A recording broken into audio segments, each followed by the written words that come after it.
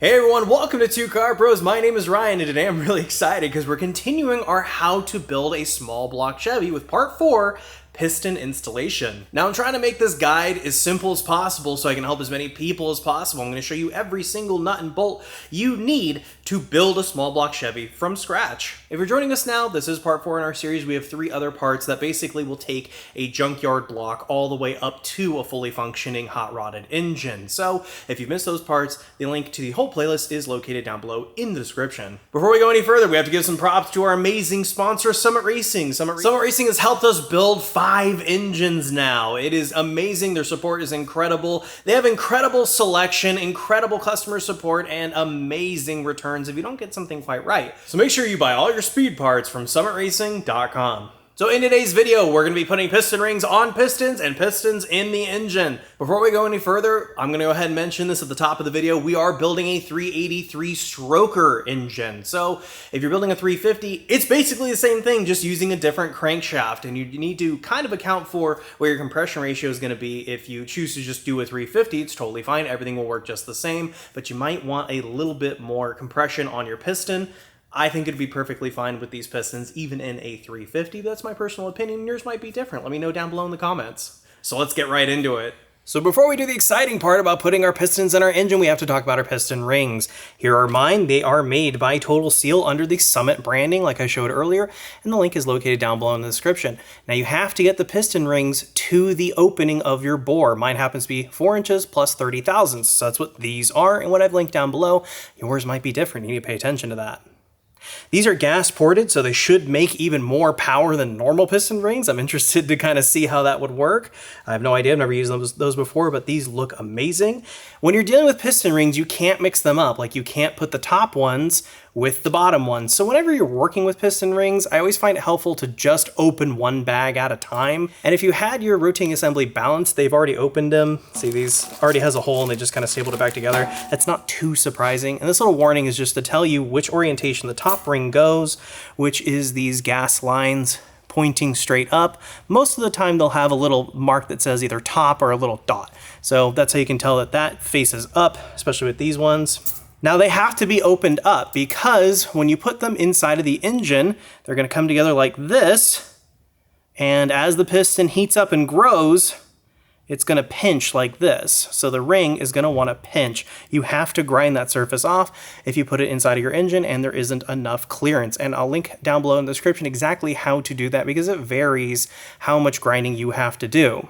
For my set, this one's 18 thousandths of gap, this one's 14 thousandths of gap, and this one is 15 thousandths of gap. And that varies on what you're doing, like a nitrous or boosted application needs more gap, and it varies on the ring manufacturer. So check the insert that came in your box. If you've lost that insert, that's okay. Reach out to the piston ring manufacturer.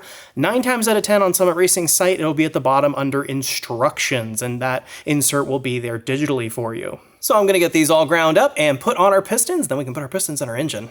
So this is the really exciting part when we get to actually see our pistons hung on our rods. My machine shop did that for me.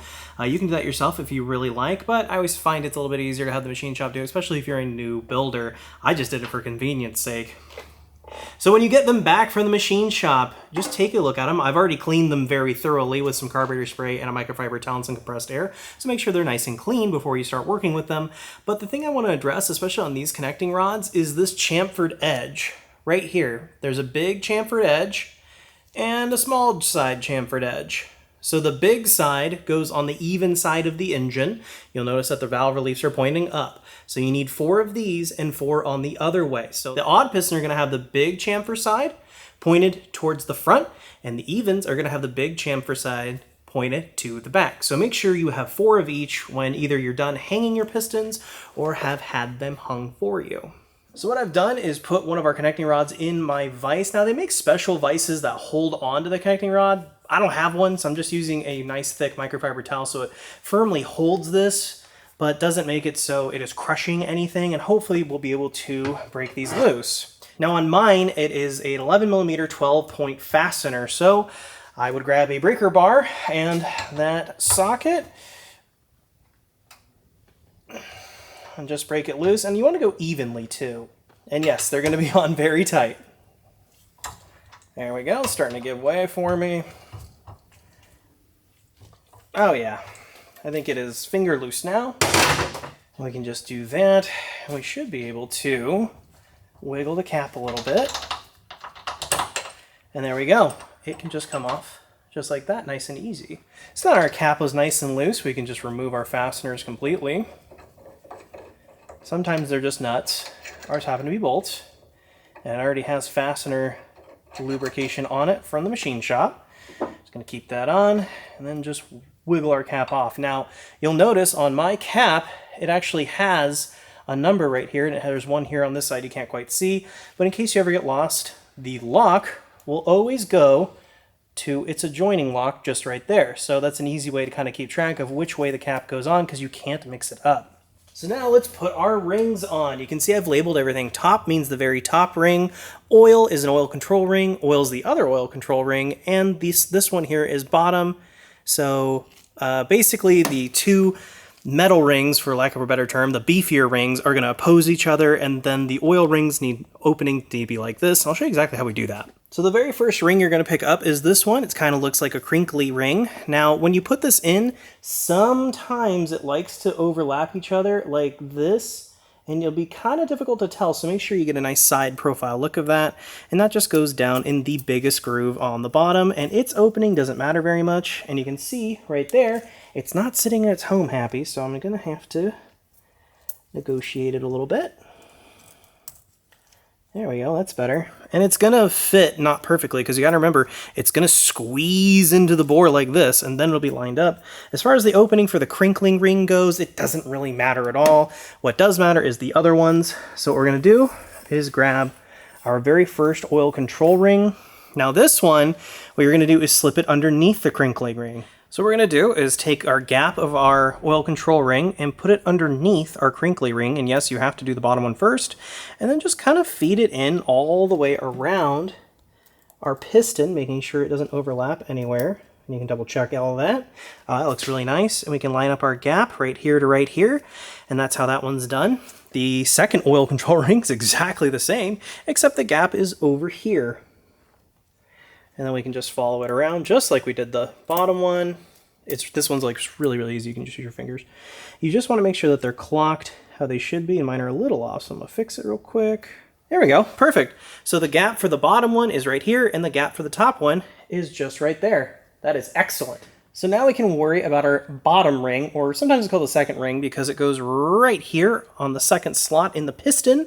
We're going to grab those rings, and these rings are different from my top rings because they're not gas ported, they're just regular. And you can tell which way it faces up because it'll always have a ping or a dot or a top written on it. If it doesn't have that, then it probably doesn't matter which way it goes in, this way or this way, but this one does have that. And you can tell too because there's a little bit of a ledge on the bottom. So this dot will always face up, and what we can do is grab our piston ring pliers. And I do recommend buying these. The link is down below in the description, and loading them up. And you only open them a bit, just enough to get on there. So what we can do, change hands so it all lines up, is get it on. Now you'll notice that I have a position like this because it's a little more comfortable for me, and that's okay because you can change the orientation of the ring once it's in its home. So I'm just going to get it in its home first and then let go and see how much clearance there is on these rings. They can actually be moved quite a bit just to make sure you're not disturbing the lower oil control rings. And we're going to line that up just right there, and we can move on to the top one. It's that easy. So then we're going to grab our top rings, and these are my top rings. You can tell because they have these really cool gas-ported slots that are facing the camera right now, and the other side is just plain blank. So we know that the top faces up. And in lieu of that, it will say top or have a dot on it. So look for that and make sure it's facing up. And again, we'll load up our piston ring pliers. Spread it out just enough. You don't want to spread it out like crazy. You can damage it if it's too much. Line it up into its home. And again, you'll notice that I haven't put it quite right, and that's all right because you can just grab it like this and maneuver it until it is lined up. And now this piston is ready to go. And the cool part is all the pistons are exactly like this. So go ahead and load up your piston rings just like this one is.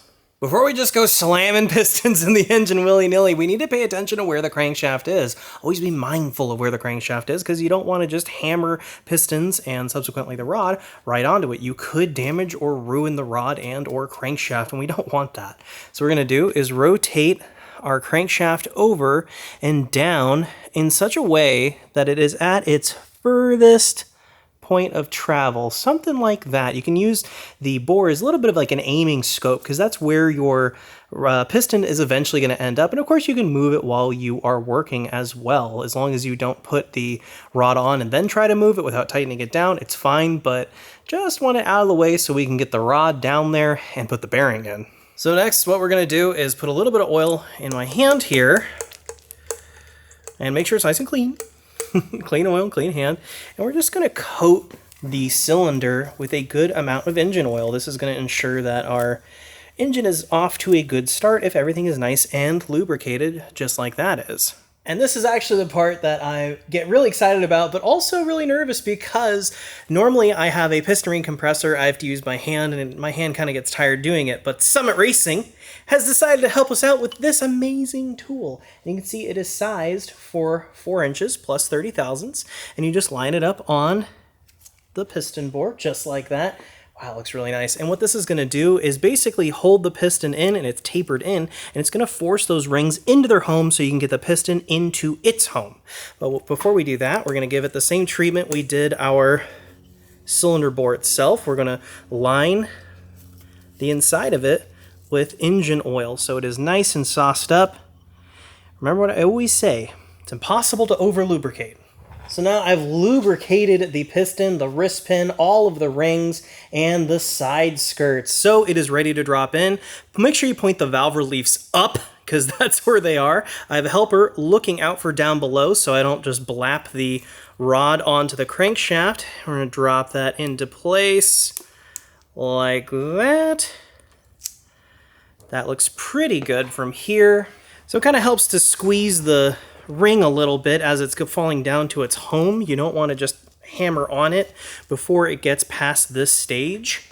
You can see we're a little misaligned. That's okay. You can just move it back over. And once we're pretty sure that it is lined up properly, we can start giving it some taps with the end of a rubber hammer and just go slow. And while you're going, make sure that this tool stays square on the head surface. And then you can see it's about to go in. There we go. Wow, that's a lot easier than using the old-fashioned one. I definitely recommend getting this tool from Summit Racing, and the link is down below in the description. So now with our connecting rod in this position, not quite all the way down to travel, you don't want to hit the piston too far. Right here is just perfect. I also have some microfiber towels, kind of wedging it up in place. Between you and me, if I wasn't filming, I probably would just hold it in place with my hands to not let the rod just slap against the block. So what I'm going to do is just take some solvent, put it on the end of a microfiber towel. And then what I'm going to do is clean the bearing surface of the connecting rod. Some people do this before they put the piston in, but I always like to clean it and put the bearing in at this stage right here. And there we go, that looks really nice. So here is our tri-metal bearings that I showed in a previous video before we went to the machine shop, and you'll notice it has a tang, and that goes into this lock right here. Now, there are no top and bottom bearings for connecting rods. There's just one type of bearings. There's no hole to worry about or anything like that. So we can just put the lock in its home and push the bearing into its place, making sure that this bearing surface and the surface of the connecting rods are flush. Like I can run my finger over here and I can't tell the difference between the two, so I know that this bearing is fully seated into the connecting rod, and that looks really nice. And then what we're going to do is take a little bit of our assembly lube, just put it in the middle like that, and then just distribute it to near the top of the bearing, not quite all the way, just like that. Oh, that looks really, really nice. So now I'm going to start tapping on the top of our piston very gently, and I'm just going to be guiding this into its home, making sure that it goes on our crankshaft. until you hear that sound. When you hear the pitch change, you know it's home. And you just want to make sure that the connecting rods aren't bonking into the weights of the crankshaft. Now, do not turn the crankshaft at all right now. Leave it exactly how it is. So now we're ready to put our cap on. I did the same thing on the cap as I did the actual rod side. It's all nice and cleaned and then sauced up. And I'm going to take my lock and line it up with my lock. Also, I have numbers. Just line the numbers up to the numbers. Just put it on just like that. And then my bolts already have the ARP special sauce on. If yours don't, go ahead and put those on. Also under the head of the bolt themselves. And notice I'm not doing one side very tight at all. I'm just kind of going side to side, nice and even. And then the next thing I'm going to do is just do a little bit of like a wrist tight on each. Just go side to side and just kind of shore it up like this. And that'll be good for right this second. So the next thing I'm going to do is actually grab another cap with a bearing in it. It doesn't need lubrication. And I'm just going to place it where it would be. So big radius fillet over to the crank. You might be asking me, what the heck are you doing that for? That is because when you really are tightening this down, the crankshaft rod is going to want to deflect, and that could disturb our bearing. We don't want that. So what this is going to do is act as basically a tightening chuck for us, so it can't move too terribly much. So our torque spec for today for our ARP bolts is 79 foot-pounds. And that is quite a lot. Stock is not that high. If you still have the stock ones, that's totally cool. Those are 40 to 45 foot-pounds. So these are more of a race high-end unit, so it is quite a bit more. But no matter what you do, you should break it up into 3 tightening equal parts. Like for ours, I'm going to put ours at our very first torque value at, let's do 20. We'll do it together.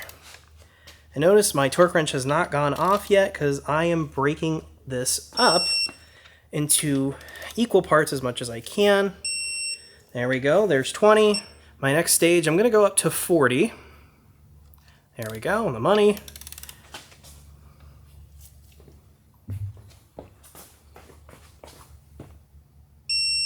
There we are. And then 40 again. Nice, we're cruising right along. So now I'm gonna set my torque value all the way up to 78, 79.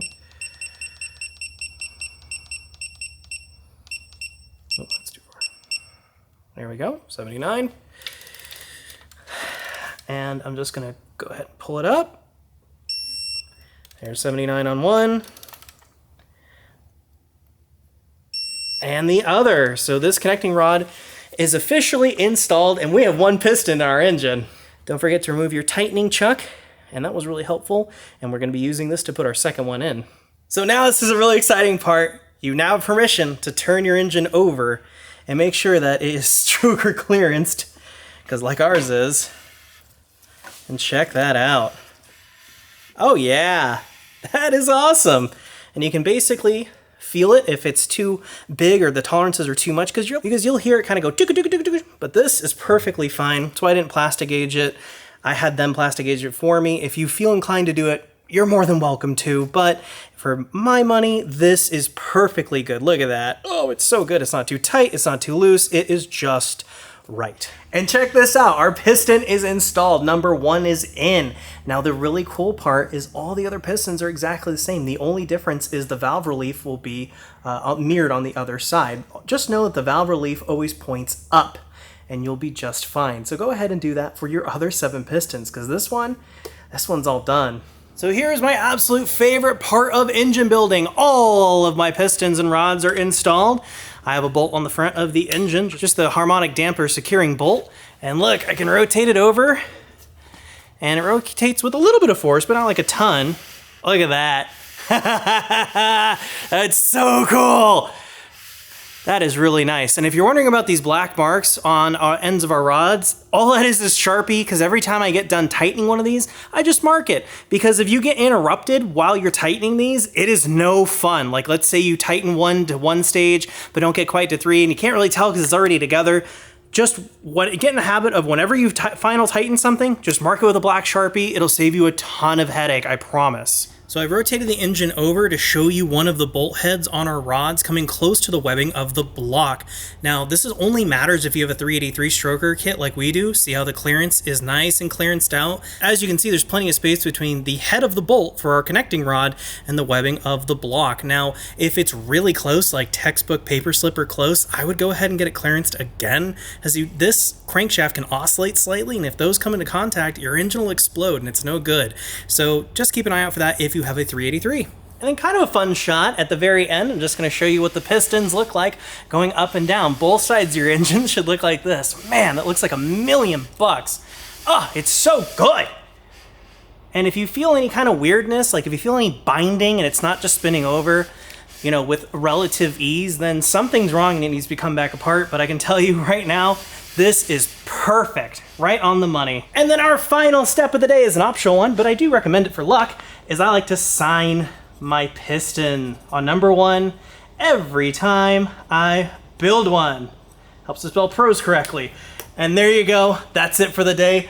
Bottom end assembled. So that's part 4 in our how to build a small block Chevy. It is really coming together. The whole bottom end is basically assembled, barring the oil pump and the pickup and the oil pan, but other than that, the bottom end is completely put together and it looks supremely amazing, and all the links to everything we've used today is down below in the description. Thank you so very much for watching. If you found this video helpful or interesting at all, please consider becoming a member down below or subscribing and leaving a like. It really helps the channel out. Thank you so very much for watching, and I'll see you next time.